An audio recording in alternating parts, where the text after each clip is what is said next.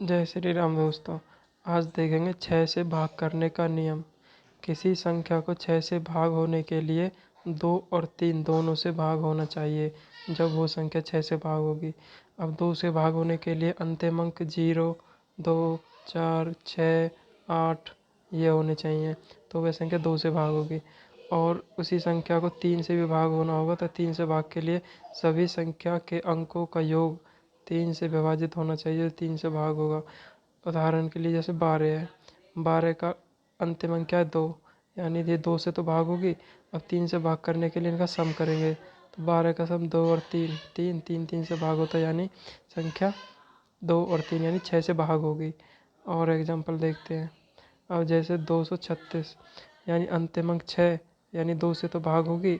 अब 3 से भाग देखने के लिए सबको जोड़ेंगे, 2 + 3 + 6 कितना हो गया 6 और 3 9 और 2 11, 11 3 से भाग नहीं होते, यानी ये संख्या 6 से भाग नहीं होगी। और कोई, अब जैसे देखते हैं, अब इसको मिटा देते हैं एक बार। अब 426, 426 में देखेंगे अंतिम अंक 6, यानी 2 से तो भाग होगी। अब इनका सम करके देखेंगे, 4 और 2 6 और 6 12, यानी कि 12 12 3 से भाग होता है, तो संख्या 3 और 2 दोनों से भाग है, यानी कि 6 से भी भाग है, तो यह संख्या 6 से भाग होगी।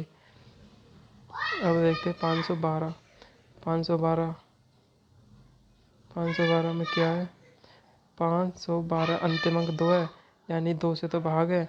अब 3 से भाग देखने के लिए जोड़ेंगे, 5 और 6 और 2 8, यानी 3 से भाग नहीं है, यानी कि यह संख्या 6 से भाग नहीं होगी। अब 546 अंतिम अंक 2, यानी अंतिम अंक 6, यानी 2 से तो भाग है। और 5 और 4 9 और 6 15, 15 यानी 3 से भाग, यानी ये संख्या 6 से भाग है। अब और देखते हैं। अब 400 अंतिम अंक इसका 3 है, तो 2 से ही भाग नहीं होगी, ये तो 2 से भाग नहीं है, तो 6 से भी नहीं होगी। अंतिम अंक 8 है, यानी 2 से तो भाग है। अब इनका योग होगा 9 8 और 1 9, जो 3 से भाग, यानी ये संख्या 6 से भाग है। Thank you.